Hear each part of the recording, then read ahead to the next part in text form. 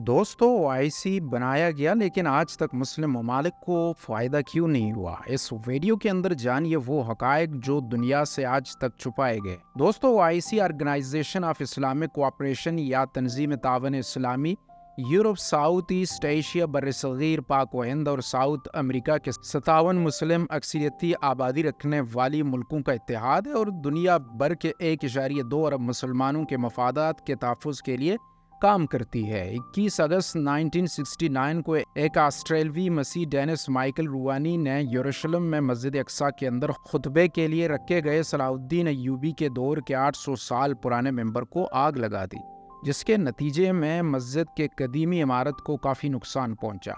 इस्लामी दुनिया ने इस वाक़े पर शदीद रद्द अमल दिया और फ़लस्तीन के मुफ्ती आज़म ने इसे जेविश क्राइम कहकर पूरे दुनिया के मुसलमान हुक्मरानों को ये नसीहत की कि वो एक आलमी इजलास मुनक्किद करें और पूरे दुनिया के अंदर मुसलमानों के ख़िलाफ़ ऐसे वाक़यात को रोकने के लिए कोई ठोस इक़दाम करें। दोस्तों एक गुजारिश है, 99% व्यूअर्स हमारी वीडियोस देखते हैं मगर सब्सक्राइब नहीं करते, तो काइंडली अगर आपने हमारे चैनल अभी तक सब्सक्राइब नहीं किया है, हमारे सपोर्ट और मोटिवेशन के लिए चैनल को ज़रूर सब्सक्राइब करें। Thank you. फ़लस्तीन के मुफ्ती आज़म की अपील के जवाब के अंदर मराकश के शहर रबात में 24 मुस्लिम अक्सरियती मुल्कों के नुमाइंदे इकट्ठे हुए। उन ममालिक के सरबराहान थे। सितंबर 1969 को एक करारदाद मंजूर की गई जिसके अंदर 25 इस्लामी तालीमात के रोशनी के अंदर साइंसी, इक्तिसादी, सकाफती और रूहानी शोबों के अंदर करीबी तावन और मदद के लिए मुस्लिम हुकूमतें आपस के अंदर सुलह मशवरे के लिए राजी हो गए। इसके 6 माह के बाद सऊदी अरबिया के शहर जिद्दा के अंदर इस्लामी मुल्कों के वज़राए ख़ारजा की पहली कॉन्फ्रेंस मुनक्किद हुई और 1972 के अंदर ओआईसी का एक बाकायदा तंजीम के तौर पर क़याम अमल में लाया गया, जिसका हर साल वज़राए ख़ारजा का इजलास और हर 3 साल के बाद सरबराही इजलास मुनक्किद होना तय पाया। लेकिन बहुत अफसोस के साथ ये कहना पड़ता है कि इस तंजीम ने अपने क़याम से लेकर आज तक मुसलमानों के मफाद के तहफ़्फ़ुज़ और अपने मसाइल के हल के लिए सिवाय इजलासों के कुछ भी नहीं किया गया, सिवाय एक मौके के जब मुसलमानों के इस इत्तेहाद को देखकर खुद को सुपर पावर कहलवाने वाले अमेरिका और इजराइल के हाथ पांव फूल गए। इन्हें अपना वजूद और मुस्तकबिल अंधेरे के अंदर नजर आने लगा। ये वो वक्त था जब अमेरिका और सोवियत यूनियन के अंदर कोल्ड वार जारी थी, लेकिन मुसलमान मुल्कों का कोई ब्लॉक नहीं था और इस वक्त मुसलमान मुल्क अमेरिका के ज़ेर असर थे। चनांचे जब इस्लामी कॉन्फ्रेंस की तंजीम बनी तो वो मुसलमान ममालिक जो कि सोवियत ब्लॉक के ज़ेर असर थे, अमेरिका इस बात को लेकर काफ़ी ज़्यादा परेशान हो गया। यह पहला मौका था जब तमाम मुसलमान सल्तनत उस्मानिया के दौर की तरह एक इत्तेहाद बनकर आलमी ताकतों के गुरूर को तोड़कर उनकी आंखों में आंखें डालकर बात करने के काबिल हो चुके थे। और ये मौका था पाकिस्तान के शहर लाहौर के अंदर 1974 के अंदर होने वाले ओआईसी के इजलास का, जिसकी क़यादत उस वक़्त के पाकिस्तानी वज़ीर आज़म जुल्फ़िकार अली भुट्टो कर रहे थे।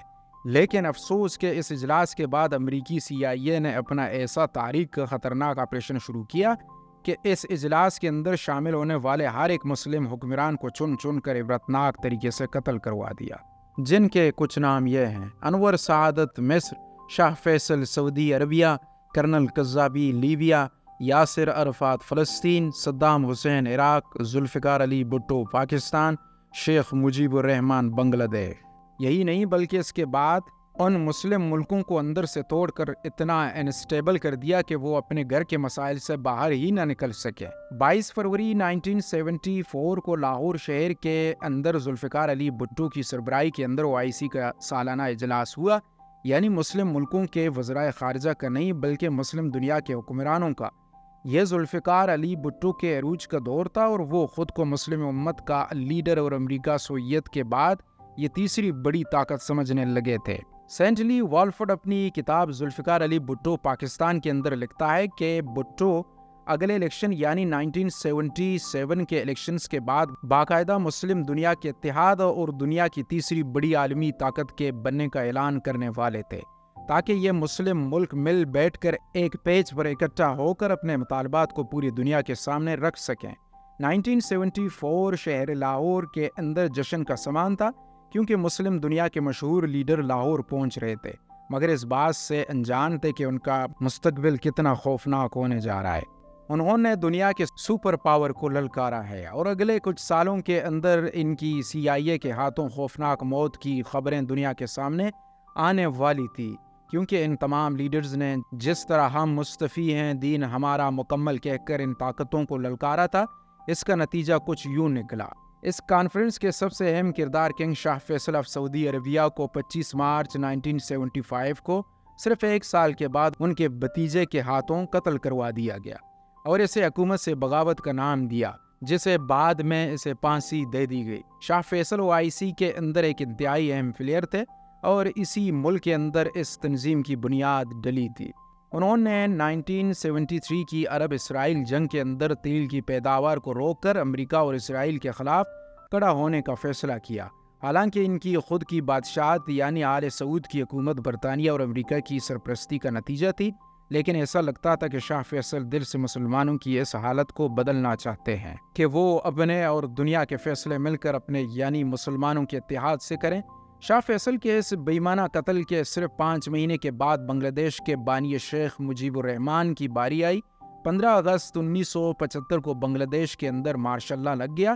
فوج نے بغاوت کر کے اقتدار پر قبضہ کر لیا، اور صرف یہی نہیں بلکہ اس دوران صدارتی بلڈنگ کے اندر گھس کر فوجیوں نے شیخ مجیب الرحمان کے پورے خاندان کو قتل کر ڈالا، سوائے ان کی ایک بیٹی حسینہ واجد اور ان کی بہن شیخ ریحانہ کو چھوڑ کر، جو کہ وہ اس وقت جرمنی کے اندر موجود تھیں۔ پوری دنیا جانتی تھی کہ یہ سب کچھ CIA کے کہنے پر ہو رہا ہے، لیکن سب لوگ خاموش تماشائی بنے دیکھتے رہے۔ اور اس کے بعد باری آئی ذوالفقار علی بھٹو کی، جن کی عدالتی قتل سے تو ہم سب ہی لوگ واقف ہیں، کیونکہ بھٹو کا کردار مسلم دنیا کے ملکوں کو اکٹھا کرنے کا سب سے اہم تھا۔ حالانکہ اس وقت 1971 کی انڈیا سے جنگ ہارنے اور ملک ٹوٹنے کے بعد پاکستان اپنا مقام مسلم دنیا کے اندر کھو چکا تھا، مگر بہت جلدی بھٹو کی سفارتی قابلیت کی وجہ سے ایک بار پھر سے پوری دنیا کی نظروں کا مرکز بن گیا۔ 1977 کے جنرل الیکشن کے اندر ان کی پارٹی PPP نے تاریخی کامیابی حاصل کی، مگر 5 جولائی 1977 کو جنرل ضیاء الحق نے ان کی حکومت کا تختہ الٹ دیا۔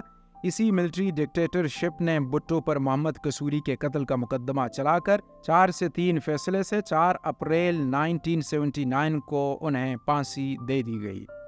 مصر کے صدر انور سعادت، جو کہ اس کانفرنس کے اندر شریک تھے، انہیں ملٹری کی اینول پریڈ کے دوران ایک جہادی نے، جو کہ پہلے مصر کی فوج کا حصہ تھا، اس نے انور سعادت کو قتل کر دیا۔ ان کے قتل کا فتویٰ ایک نابینا مولوی عمر عبد الرحمان نے دیا تھا، جو کہ مولوی عمر کا زیادہ تر زندگی کا حصہ امریکہ کے اندر گزار کر 18 فروری 2017 کو امریکی ریاست نارتھ کیرولائنا کے اندر فوت ہو گیا۔ فلسطین کے صدر یاسر عرفات بھی لاہور کے اس کانفرنس کے اندر شریک تھے، اور وہ یہودیوں اور اسرائیل کے فلسطین پر قبضے کے سب سے بڑے مخالف تھے۔ یہ ان کے گھر کا معاملہ تھا۔ 2004 کے اندر اسرائیلی ایجنسی موساد نے انہیں فرانس کے ایک نجی اسپتال معمولی علاج کے دوران زہر دے کر شہید کروا دیا۔ لیبیا کے صدر معمر قذافی کا بھی اس کانفرنس کے بعد عبرتناک انجام ہوا۔ یہ وہ آخری شخص تھے جنہیں اس کانفرنس کے بعد عبرت کا نشان بنایا گیا۔ انہیں ان کے ملک کے اندر موجود نیٹو اتحادیوں نے سرحد شہر کی گلیوں کے اندر زخمی حالت کے اندر گھسیٹا، ان کے نازک حصوں کو گولیاں ماری اور پھر سر میں گولیاں مار کر انہیں شہید کر دیا۔ جب وہ اپنی جان بچانے کے لیے گٹر کے پائپ کے اندر چھپے ہوئے تھے اور مسلسل کہتے رہے کہ بچوں، حقیقت آپ نہیں جانتے، یہ ظلم مت کرو، اللہ بھی ظلم کرنے والے لوگوں کو پسند نہیں کرتا۔ 1974 OIC کا ایک فائدہ بھی ہوا اور ایک نقصان بھی۔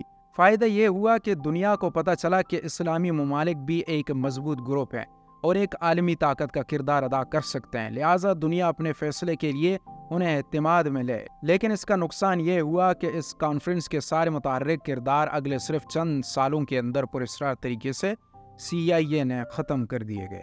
یہ مسلمان امت کو اکٹھا کرنے کی آخری کوشش تھی۔ جب CIA نے اس کانفرنس کے 3 سے 4 بڑے پلیئر مار دیے تو اس کے بعد OIC بطور تنظیم مردہ ہو گئی، اور اس کے تھوڑے عرصے کے بعد سوویت یونین نے افغانستان پر قبضہ کر لیا تو اسلامک ملکوں کی اکثریت امریکی بلاک میں چلی گئی، اور سوویت یونین کے ٹوٹنے کے بعد اس کے حامی مسلمان ملکوں کے اندر حکومتیں ختم ہو گئیں اور امریکہ کی طرف جھکاؤ رکھنے والے لیڈرز اقتدار میں آ گئے، آج کے وقت میں اسلامک کانفرنس عملی طور پر ایک بالکل ڈیڈ باڈی ہے. اس کا کوئی اجلاس بھی اس طرح سے نہیں ہوتا جس مقصد کے لیے OIC بنی تھی. تو دوستو یہ تھی OIC کی حقیقت، اور اپنی رائے کا اظہار کمنٹ سیکشن میں ضرور کیجئے گا اور ویڈیو کو کائنڈلی لائک کریں. Thank you. ملتے ہیں ایک نئی اور انٹرسٹنگ ویڈیو کے ساتھ. تب تک کے لیے keep smiling and keep supporting us.